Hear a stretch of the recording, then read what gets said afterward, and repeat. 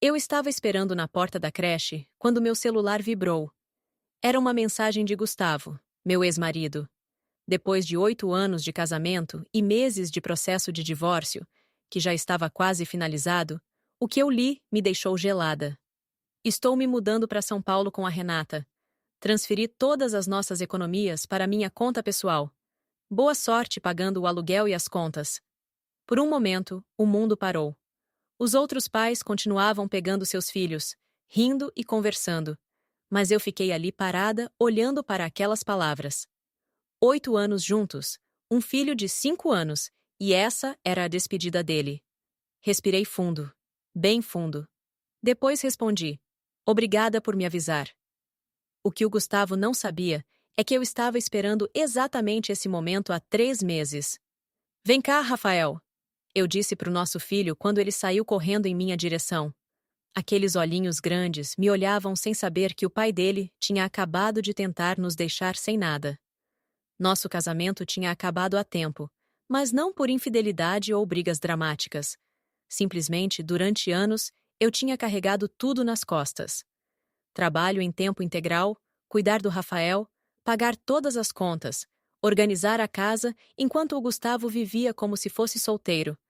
Saídas com os amigos, videogame até de madrugada, zero responsabilidades com a família.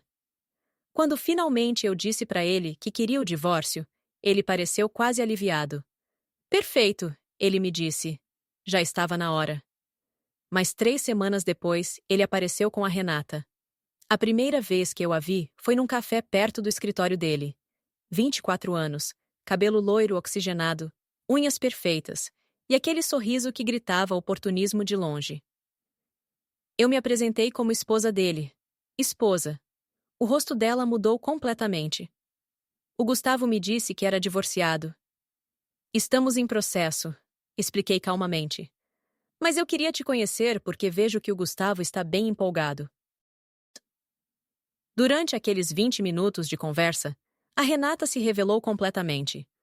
Cada pergunta girava em torno das nossas propriedades, das nossas economias, dos planos futuros do Gustavo.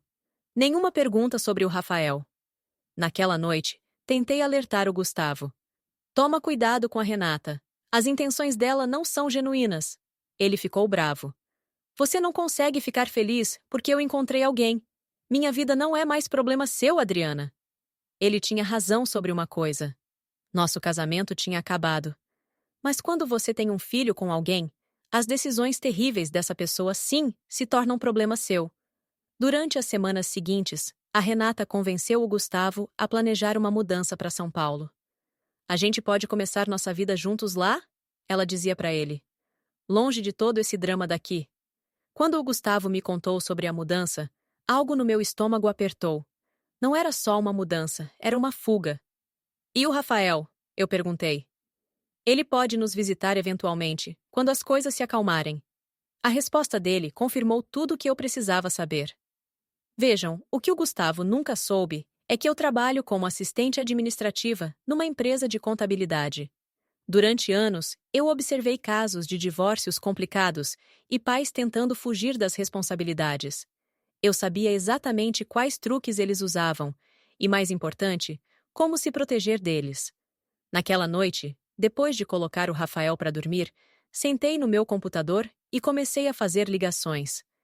Se o Gustavo ia tentar abandonar o filho dele, eu precisava estar preparada.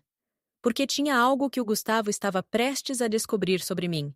Que durante todos esses anos em que ele pensava que eu era só uma esposa submissa, que pagava as contas, eu estava aprendendo, estava observando e estava me preparando para o dia em que ele mostraria quem ele realmente era. No dia em que ele e a Renata partiram para São Paulo, eu sabia exatamente o que ia acontecer. Eu tinha tudo calculado ao minuto. A única coisa que eu não esperava era a rapidez com que ele mesmo perceberia o erro dele. O que o Gustavo nunca soube é que durante os últimos 5 anos, enquanto ele vivia despreocupado, eu tinha gerenciado cada centavo das nossas finanças familiares. Não só pagava as contas, eu estava construindo algo muito mais inteligente. 3 meses antes, quando eu soube que o divórcio era inevitável, comecei a proteger o futuro do Rafael. Transferi nossas economias para uma conta de fundo de investimento educacional para menores, completamente legal, que exigia a assinatura dos dois pais para qualquer saque maior. Também documentei cada gasto familiar dos últimos 2 anos, mostrando que eu cobria 90% das despesas do Rafael, enquanto o Gustavo gastava o salário dele com entretenimento pessoal. A conta que o Gustavo tinha esvaziado naquela manhã era nossa conta corrente. Tinha exatamente o 800 reais para os gastos do mês. Os 42 mil reais das nossas economias reais estavam completamente fora do alcance dele. Mas minha preparação tinha ido mais longe. Durante as últimas semanas, enquanto a Renata enchia a cabeça do Gustavo com sonhos paulistanos, eu tinha gravado cada conversa onde ele mencionava começar de novo e deixar as responsabilidades para trás. Minha advogada tinha tudo documentado. No dia da partida, recebi a mensagem arrogante dele do ônibus. Já está feito. Transferi tudo. Espero que você tenha aprendido a não me subestimar. Respondi. Tenha uma boa viagem. 2 horas depois, meu celular tocou. Era a Carla, minha advogada. Adriana, funcionou perfeitamente. O Gustavo tentou usar o cartão dele numa loja em São Paulo e foi negado. O banco informou que ele só tinha acesso a 800 reais e que as economias da família estavam protegidas por lei por causa de menor envolvido. Eu ri pela primeira vez em semanas. O que ele fez? Surtou? Gritou tanto que o segurança da loja se aproximou. O melhor é que quando explicaram a situação legal para ele, ele percebeu que não pode fazer nada até voltar aqui e assinar documentos. Isso significa que, exatamente, ele está preso em São Paulo com uma mulher que esperava vida de luxo na capital, sem acesso aos fundos e sem poder resolver nada de lá. Imaginei o Gustavo na capital, vendo como o plano perfeito dele estava desmoronando. Mas eu sabia que isso era só o começo, porque eu conhecia a Renata melhor do que ele. Sabia exatamente o que ela faria quando percebesse que o príncipe encantado dela não tinha dinheiro para os hotéis chiques que ela tinha esperado. Às 6 da tarde, meu celular vibrou. Número desconhecido. Oi, é a Renata. A gente precisa conversar urgentemente. Eu sorri. A fase 2 estava começando. Esperei 1 hora antes de responder. Sobre o que você quer conversar? A resposta dela chegou imediatamente, como se ela tivesse estado ali, com o celular na mão, desesperada, esperando que eu respondesse. O Gustavo está com problemas no banco. Os cartões dele não funcionam. Você pode ajudar a gente? A gente está numa situação bem complicada. Que rápido o tom dela tinha mudado. 12 horas atrás, o Gustavo me mandava mensagem zombando, se achando o máximo. Agora a namorada dele, aquela mesma que tinha me olhado com desdém no café, me implorava ajuda. Eu estava sentada no sofá da sala, com o Rafael já dormindo no quarto. A casa estava naquele silêncio gostoso da noite. Tomei um gole do chá de camomila que tinha preparado e digitei com toda a calma do mundo. Que tipo de problemas? Claro que eu sabia cada detalhe. A Carla tinha me ligado e contado tudo, rindo tanto que quase não conseguia falar. Mas eu queria ouvir da boca da Renata. Queria saborear cada segundo daquilo. A resposta veio em menos de 1 minuto. Ele não consegue acessar o dinheiro dele. O banco fala alguma coisa sobre contas protegidas e documentos legais. A gente não entende nada. Por favor, Adriana, a gente precisa de ajuda. Isso tem que ser algum erro do banco. Erro do banco. Ela realmente achava que era um erro. Respirei fundo. Era hora de começar a desmontar as ilusões dela. Renata, o Gustavo te explicou que ele tem um filho de 5 anos e responsabilidades legais? Silêncio. Um silêncio longo. Quando a resposta veio, o tom tinha mudado. Mais defensivo, mais inseguro. Ele mencionou alguma coisa sobre uma criança, sim, mas ele disse que vocês estavam divorciados e que tudo estava resolvido. Claro que ele tinha dito isso. O Gustavo sempre foi bom em omitir detalhes inconvenientes. Ele te explicou que, segundo a lei brasileira, ele tem que sustentar o Rafael? E que transferir economias da família sem consentimento, especialmente com menor envolvido, tem consequências legais sérias? Outro silêncio. Mais longo ainda. Imaginei ela lendo e relendo a mensagem, começando a entender a dimensão do buraco em que tinha se metido. Eu não sabia nada disso. O Gustavo me disse que estava tudo resolvido, que o divórcio era amigável. Decidi mudar de estratégia. Onde o Gustavo está agora? No hotel, gritando no telefone com o banco. Ele tá bem alterado. Alterado. Que eufemismo elegante. Aposto que ele estava surtando, xingando todo mundo, culpando o mundo inteiro menos ele mesmo. E você? Num café. Eu precisava de ar fresco. Tava ficando muito tenso lá no hotel. Claro. A Renata tinha fugido assim que viu que não havia dinheiro para a vida de luxo que ela tinha imaginado. Ela não tinha ido buscar ar fresco. Ela tinha ido avaliar as opções dela. E agora, sentada naquele café em São Paulo, provavelmente tomando a coisa mais barata do cardápio, ela estava me mandando mensagem. A mulher que tinha me olhado com superioridade, agora me implorava ajuda. A ironia era deliciosa. Renata, vamos ser honestas uma com a outra. Quais eram realmente os seus planos com o Gustavo? Esperava que ela negasse, que fingisse indignação. Mas o que aconteceu depois me surpreendeu. Ela me contou tudo. Como tinha criado um perfil em aplicativos de namoro, especificamente procurando homens divorciados ou em processo de divórcio. Eles são mais fáceis, estão vulneráveis, carentes, querendo provar que ainda são desejáveis. Como ela filtrava por profissão e bairro, procurando sinais de estabilidade financeira. Como tinha investigado nossas propriedades antes do segundo encontro com o Gustavo. Eu achei que vocês tinham casa própria. Ele postou fotos de um apartamento bonito. Aquele apartamento era alugado. Como tinha planejado a mudança para São Paulo, não como aventura romântica, mas como estratégia para afastá-lo dos problemas aqui. Quanto mais longe da ex-esposa, melhor. Cada mensagem que chegava era mais reveladora. A Renata não estava se desculpando. Ela estava explicando, como se aquilo fosse a coisa mais normal do mundo. Mas eu pensei que você teria seu próprio dinheiro. Pensei que, pelo menos, você tinha guardado alguma coisa do casamento. Todo o meu dinheiro vai para o Rafael, respondi, sentindo uma pontada de raiva. Ele é minha prioridade, sempre foi. O Gustavo não é o que eu esperava. Quando os cartões falharam, ele ficou furioso. Mas não com o banco, sabe? Comigo. Gritou comigo, me culpou, como se fosse minha culpa. Típico do Gustavo. Sempre culpando os outros. E o que você disse pra ele? Que eu não tenho dinheiro pra hotéis caros, que eu vim esperando que ele bancasse tudo, e agora ele tá dizendo que eu sou interesseira. Mas tipo, a gente combinou isso desde o início. Ele me prometeu uma vida incrível em São Paulo. Ali estava toda a verdade, cristalina. A Renata era exatamente a interesseira que eu tinha pensado desde o primeiro segundo. E o pior, ou melhor, o mais engraçado, é que ela nem tinha vergonha disso. Olhei para o relógio. Já passava das 10 da noite. O Rafael estava dormindo tranquilo, sem saber do drama que se desenrolava na capital.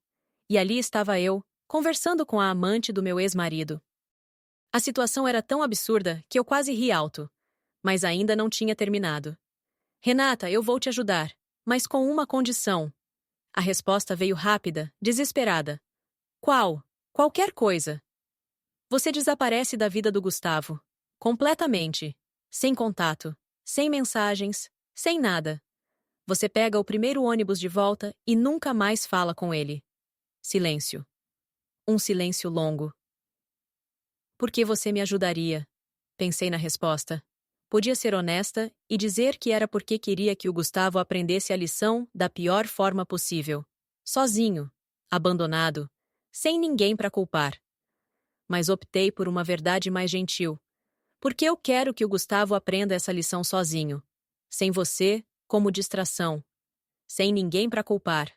Só ele e as consequências das escolhas dele. E se eu aceitar? Quanto você vai me dar? Direto ao ponto.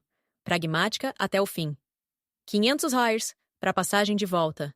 Você compra o bilhete, me manda o comprovante, eu transfiro o dinheiro. Esperei. 1 minuto. 2, 3. Ok. Eu aceito. Mas você tem que prometer que vai transferir assim que eu mandar o comprovante. Prometo. E eu mantive minha promessa. Naquela mesma noite, a Renata me mandou o comprovante da passagem, um ônibus saindo às 10 da manhã do dia seguinte. Entrei no aplicativo do banco e transferi os R$ 500. Não era sobre o dinheiro. Era sobre o que aquele dinheiro representava. O fim da distração, o início da verdadeira lição. No dia seguinte, enquanto eu levava o Rafael para a creche, ele tagarelando sobre um novo amiguinho, a Renata pegou o primeiro ônibus de volta. Provavelmente sem se despedir do Gustavo. Provavelmente deixando só um bilhete no hotel. E o Gustavo? Ficou completamente sozinho em São Paulo. Sem dinheiro. Sem namorada. Sem ninguém para culpar. Numa cidade enorme e desconhecida, sem recursos, sem apoio, enfrentando a realidade nua e crua das decisões dele. Exatamente onde eu precisava que ele estivesse. Durante 2 dias, não soube nada dele. Nem uma mensagem, nem uma ligação. Imaginei que ele estivesse orgulhoso demais para me procurar. Ou envergonhado demais para admitir que tinha errado.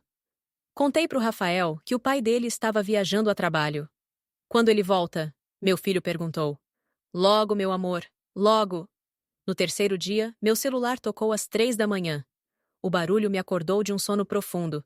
Peguei o aparelho, os olhos tentando focar na tela brilhante. Era o Gustavo. Adriana. A voz dele soava diferente, quebrada, humilhada. Todo o orgulho, toda a arrogância tinha desaparecido. No lugar, só havia um homem desesperado. Sentei na cama, o coração batendo forte. Era isso. Esse era o momento que eu tinha esperado.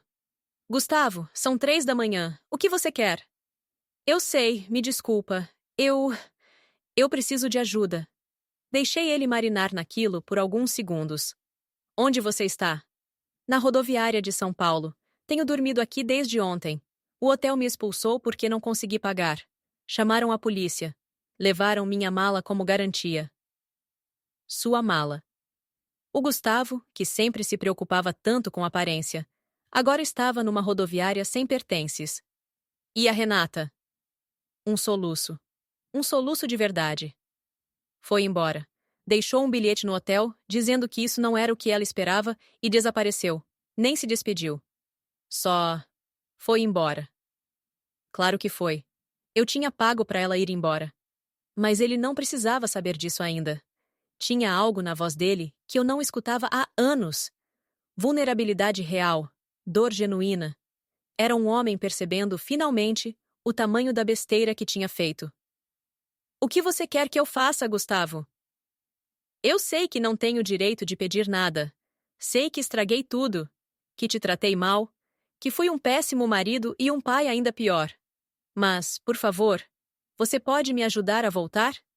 Era a pergunta que eu estava esperando. Mas não podia ser fácil demais. Para que você quer voltar? Para ser o pai que o Rafael merece. Para fazer as coisas direito. Para consertar tudo o que eu quebrei. As palavras certas. Mas seriam sinceras?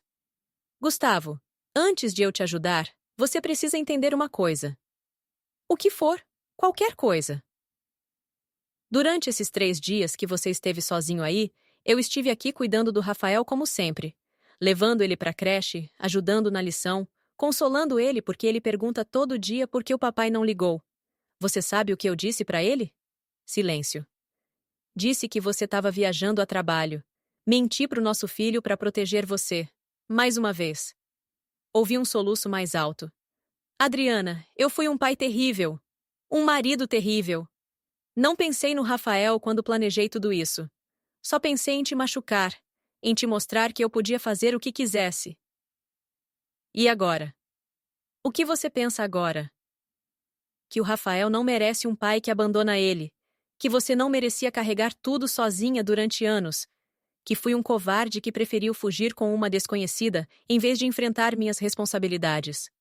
Eu tinha esperado 3 meses para ouvir essas palavras. 3 meses de planejamento, de preparação, e finalmente, ali estava.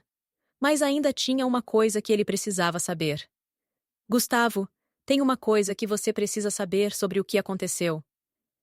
E então expliquei tudo. A conta de fundo de investimento para a educação do Rafael. Como eu tinha protegido o dinheiro dele. Como eu tinha documentado cada conversa, onde ele falava em abandonar as responsabilidades. Como eu sabia que isso ia acontecer? Espera! Ele me interrompeu, a voz incrédula. Você planejou tudo isso? Sim. E a Renata? Você ajudou ela a voltar? Pausa. Sim. Um longo silêncio. Por quê? Porque você precisava enfrentar as consequências das suas decisões sem distrações. Precisava perceber sozinho o que realmente importa. Se a Renata ficasse, você ia culpar ela. Ia dizer que ela te pressionou. Sozinho, você não tem ninguém para culpar além de você mesmo. Você sabia que isso ia acontecer. Sabia tudo. Sabia que a Renata só estava com você por dinheiro. Sabia que quando você não pudesse dar a vida de luxo que ela esperava, ela te abandonaria.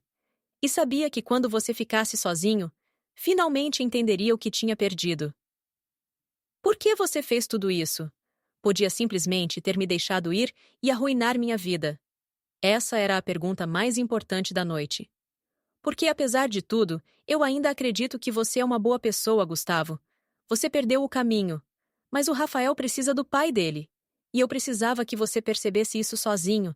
Não porque eu disse. Não porque um juiz ordenou. Mas porque você realmente entendeu. Ouvi ele chorando do outro lado. Chorando de verdade. Adriana, durante esses dias aqui, pensei muito sobre o homem que me tornei. Sobre como te abandonei emocionalmente muito antes do divórcio. Sobre como coloquei meus caprichos antes das necessidades do meu filho. E que conclusão você tirou? Que eu mereço estar aqui sozinho e sem dinheiro. Que mereço cada segundo dessa humilhação. Mas o Rafael não merece ter um pai que o abandona. Era o momento que eu estava esperando. A razão pela qual tinha orquestrado tudo isso. Eu vou te ajudar a voltar, Gustavo. Mas sob condições bem claras. As que forem. Qualquer coisa. Primeiro, o dinheiro do fundo fica protegido para a educação do Rafael. Nem você nem eu podemos tocar nele. É para o futuro dele. Claro, é o mínimo. Segundo, você vai cumprir com a pensão do Rafael sem desculpas e sem atrasos. Sim, eu prometo. E terceiro, você vai ser o pai presente que ele precisa. Não o pai de fim de semana. O pai que pergunta sobre a lição de casa, que vai nas apresentações da escola, que está lá quando ele precisa. Eu prometo, Adriana. Tem mais uma coisa. O quê? Obrigado. Por que você está me agradecendo? Por finalmente me mostrar que o homem por quem eu me apaixonei ainda existe. Você levou 3 dias em São Paulo para encontrá-lo, mas conseguiu. Enviei o dinheiro para a passagem do Gustavo naquela mesma noite. 2 dias depois, ele estava de volta. Mas era um homem completamente diferente. A primeira coisa que ele fez foi ir direto buscar o Rafael na escola. Quando nosso filho viu ele, correu e abraçou como se ele tivesse estado perdido por meses. Pai, por que você não ligou? A mamãe disse que você estava viajando. Porque o papai cometeu um erro muito grande, filho. Mas agora eu tô aqui e não vou embora de novo. Naquela noite, o Gustavo veio para casa jantar com a gente. Não como família reunida, mas como pais que finalmente tinham aprendido a colocar o filho deles em primeiro lugar. Rafael, disse o Gustavo depois do jantar. O papai e a mamãe não vão morar juntos de novo. Mas isso não significa que o papai não te ama. Significa que a gente vai te amar de 2 casas diferentes. Tipo o Carlos da minha turma? Os pais dele moram separados, mas ele fala que tem 2 quartos e o dobro de brinquedos. O Gustavo e eu rimos. A honestidade das crianças sempre surpreende a gente. 3 semanas depois, o Gustavo tinha encontrado um apartamento a 10 minutos de nós. Pela primeira vez em anos, ele cumpria as promessas dele. Buscava o Rafael às quartas e fins de semana alternados. Ia em todas as atividades escolares dele. Até começou a me ajudar com despesas que ele não era legalmente obrigado a cobrir. 1 mês depois, recebi uma mensagem que me fez sorrir. Adriana, ontem o Rafael me perguntou se eu era feliz. Eu disse que sim, que pela primeira vez em muito tempo eu era genuinamente feliz. Ele perguntou por quê, e eu disse que porque aprendi que ser pai é a coisa mais importante que eu posso ser. Ele me abraçou e disse que ele também era feliz porque agora tem o pai de verdade dele. 6 meses depois, o Gustavo me mandou outra mensagem. Posso te fazer uma pergunta? Claro, Desde quando você sabia que a Renata só estava comigo por dinheiro? Desde o primeiro dia que eu a conheci? E por que você não me disse diretamente? Eu te disse. Mas você precisava aprender sozinho. Se eu simplesmente tivesse te convencido a deixá-la, você teria encontrado outra Renata em alguns meses. Você precisava entender por que procurava escapatórias em vez de enfrentar suas responsabilidades. Sabe o que é o mais louco de tudo isso? O quê? Eu pensei que ir para São Paulo era minha liberdade. Mas estar aqui sendo pai de verdade, cuidando do Rafael, é a primeira vez que me sinto realmente livre. Livre de quê? Livre de fingir ser alguém que eu não sou. Livre de buscar validação nos lugares errados. Livre de fugir do que realmente importa. Essa conversa me confirmou que meu plano tinha funcionado perfeitamente. Nós não voltamos a ficar juntos como casal. O dano no nosso casamento era irreparável, e nós dois tínhamos crescido em direções diferentes. Mas algo muito mais importante tinha acontecido. A gente se tornou melhores pais em coparentalidade do que jamais fomos como marido e mulher. O Rafael agora tem dois pais que amam ele, que cooperam pelo bem-estar dele, que vão juntos nos eventos da escola sem drama e que colocaram a felicidade dele acima de qualquer ressentimento pessoal. Outro dia, o Rafael me disse: Mãe, eu gosto que você e o pai não gritam mais. Agora, quando a gente tá junto, todo mundo sorri. E sabe? Ele tinha razão. Semana passada, o Gustavo me enviou uma última mensagem sobre tudo o que tinha acontecido. Adriana, nunca vou conseguir te agradecer o suficiente por não ter se vingado quando você podia. Você me deu algo muito mais valioso que qualquer castigo: a oportunidade de me tornar o homem e o pai que eu sempre deveria ter sido. E essa foi minha vingança perfeita. Não destruir meu ex-marido, mas ajudá-lo a encontrar a melhor versão dele. Porque às vezes a maior vitória não é ver alguém cair, mas ajudar essa pessoa a se levantar melhor do que era antes. E quando você tem um filho com essa pessoa, essa não é só a decisão mais inteligente, é a decisão mais amorosa. O Rafael agora tem o pai que sempre mereceu. E eu tenho a paz de saber que fiz o certo, não só por mim, mas pela nossa família. Essa é a verdadeira justiça, quando todo mundo ganha no final.